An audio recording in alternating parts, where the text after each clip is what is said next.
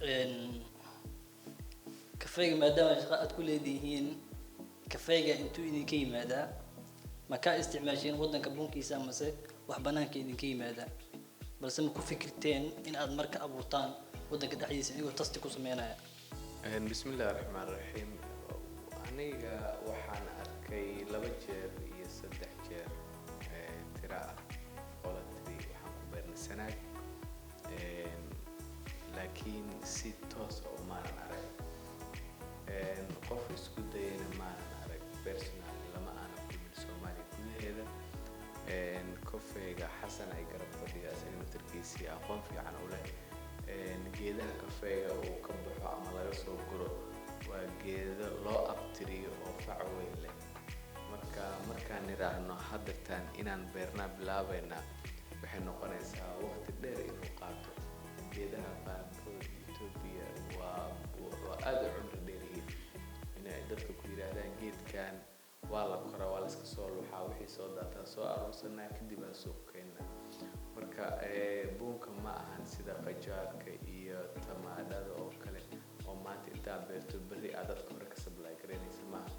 waa wax fac ka faca anaga hadda waxaan leenahay tusaale ahaan mara tagay boosaaso soo arkay waxa la yiri dhulka uu ku beeran yahay luubaanta lama iibiyo ama dhaxal kuma lahan habla sababtoo ah hadhowtii dhaxalkaas dhinac kale u wareegaya marka ayagana inta aan ka arkay taariikhda wax ma ahan ayaga oo bunkan geedkan ka soo baxay waqti kaaban iyo kooban wax looga helo Kenya sax productionkeeda ay laftirkeeda waqtigeeda ma yara laakiin meelaha ugu gaaban ugu cumri gaaban waa geeda ka soo baxa Kenya ee la soo guro ayadana aanan dhowr iyo 10 sano ilaa 20 sano laga hadlayaa geedkan cumrigiisa inta uu jiray marka Soomaaliya ma arag bunka soo baxay laakiin waa maqlan kaliya haddaan soo laabtay ka keentaan tusaale ahaan bunka anaga blends aan sameynaa blends kaan sameynaa meel kala duwan oo ka yimaada